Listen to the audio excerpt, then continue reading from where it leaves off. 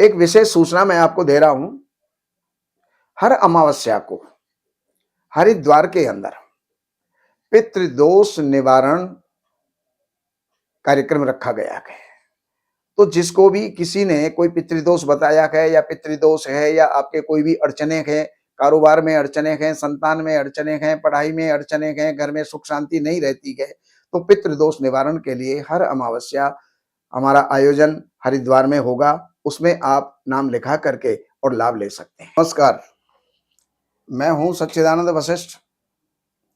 और सज्जनों, हर व्यक्ति की ये इच्छा होती है कि जो वर्ष गया सो गया, क्योंकि गतम न सोचामि कृतम न मन्ये। जो गया उसके बारे में अब क्या विचार करना है, लेकिन आने वाला वर्ष मेरे लिए क्या क्या खुशियां लेके आ रहा है, क्या क्या परेशानियां लेके आ रहा है, तो वो जानने के लिए हर आदमी जिज्ञासु होता है।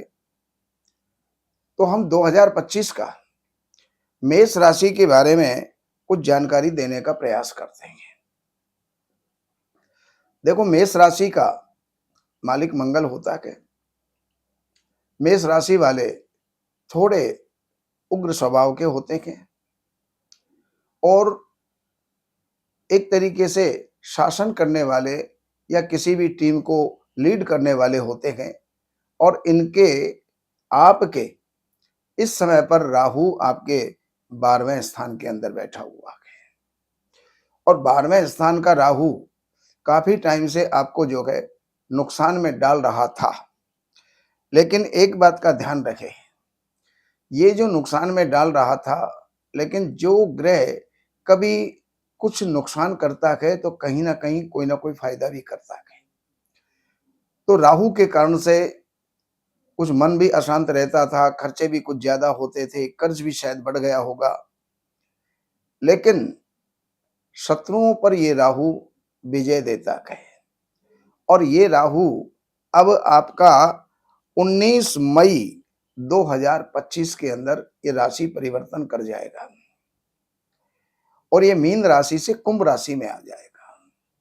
और जो ही ये कुंभ राशि में आएगा, अर्थात 19 मई के बाद आपकी स्थिति बहुत सुधार में आ जाएगी। जितना भी आपने नुकसान उठाया है, लॉस उठाया है, वो सब आपका जो है कवर होने लग जाएगा। लेकिन एक चीज और है, अब इसके साथ साथ शनि भी राशि परिवर्तन करेंगे और शनि 1 अप्रैल को ही आपके 12वें स्थान में चले जाएंगे। 1 अप्रैल से आपको शनि की साढ़े साती प्रारंभ हो जाएगी। और ये शनि की साढ़े साती जो राहु कर रहा था, उसी प्रकार का परिणाम ये जो है शनि भी देगा। तो आपको चाहिए कि शनि के और राहु के परिणामों से बचने के लिए राहु शनि की शांति करवाएं। शांति नहीं करवा सकते हैं तो आपको हर शनिवार काले कुत्ते को दूध और रोटी देनी चाहिए। दूध रोटी दे दीजिए, दूध बिस्किट दे दीजिए, दूध ब्रेड दे दीजिए। ये जो है आप हर शनिवार काले कुत्ते को देते चले जाइएगा। शनि की शांति के लिए, राहु की शांति के लिए, इनका दुष्प्रभाव हमारे पर ज्यादा ना हो, तो उसके लिए हनुमान जी की उपासना करनी चाहिए। जितना भी अधिक से अधिक हो, सुंदरकांड का पाठ करना चाहिए। कम से कम 11 बार हनुमान चालीसा का पाठ करना चाहिए और डेली करना चाहिए, जिससे कि शनि और राहु का दुष्प्रभाव आपके ऊपर ना हो। लेकिन बृहस्पति 15 मई तक बृहस्पति आपके दूसरे स्थान में है।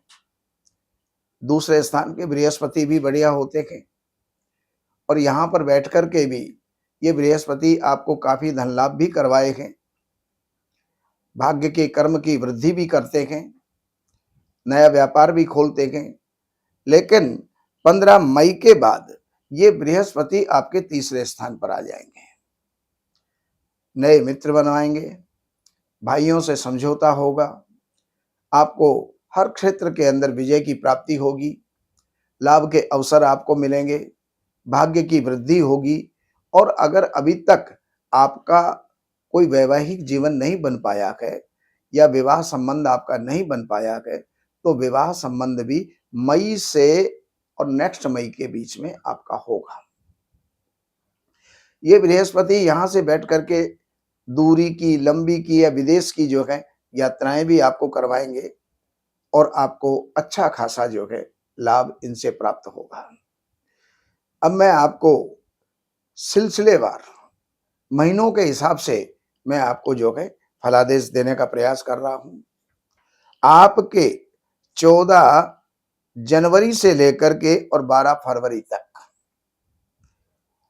आपका कोई ना कोई राज्य का रुका हुआ कार्य बनेगा या कोई आपकी नौकरी होगी या पदोन्नति होगी।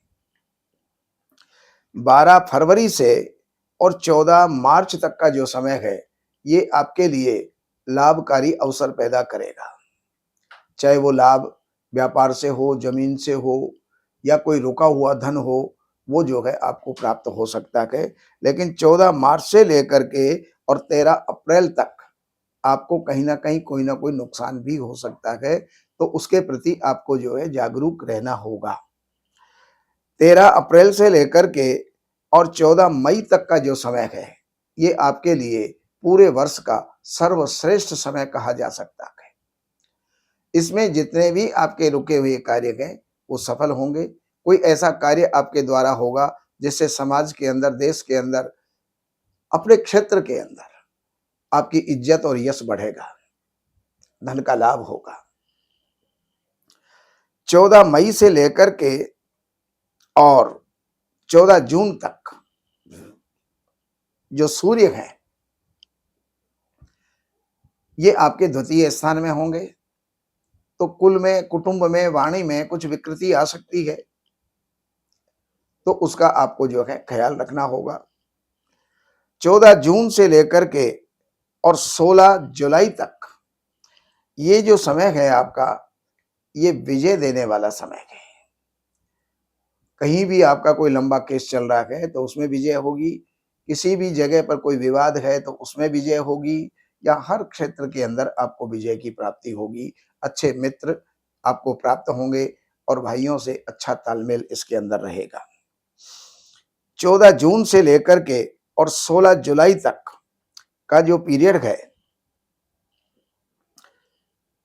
16 जुलाई से लेकर के और 16 अगस्त तक का जो पीरियड है, इसमें कोई ना कोई चिंता आपको बनी रहेगी।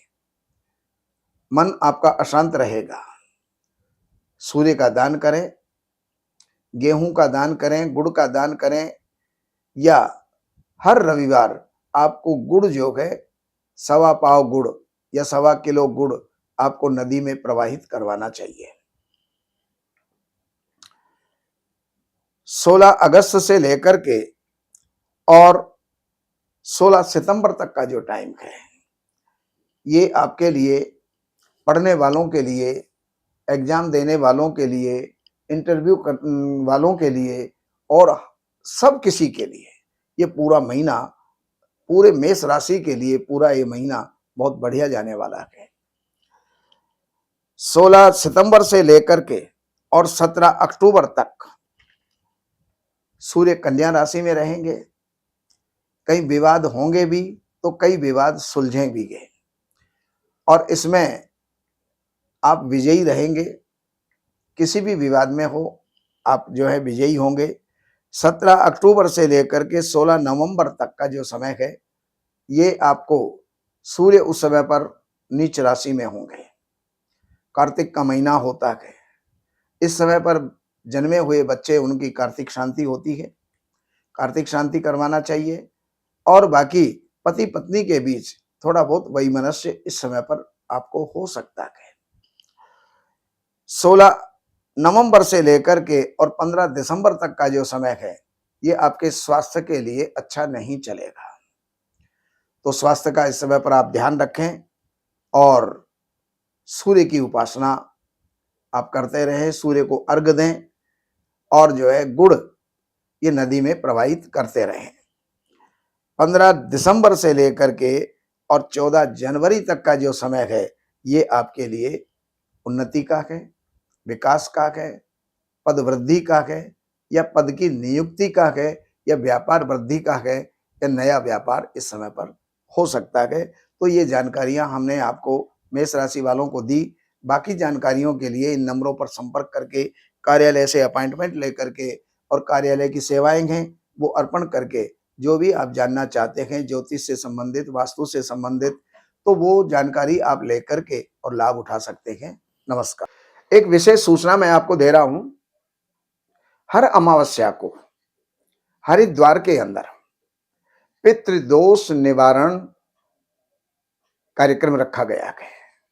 तो जिसको भी किसी ने कोई पितृदोष बताया है, या पितृदोष है, या आपके कोई भी अड़चने हैं, कारोबार में अड़चने हैं, संतान में अड़चने हैं, पढ़ाई में अड़चने हैं, घर में सुख शांति नहीं रहती है, तो पितृदोष निवारण के लिए हर अमावस्या हमारा आयोजन हरिद्वार में होगा। उसमें आप नाम लिखा करके और लाभ ले सकते हैं।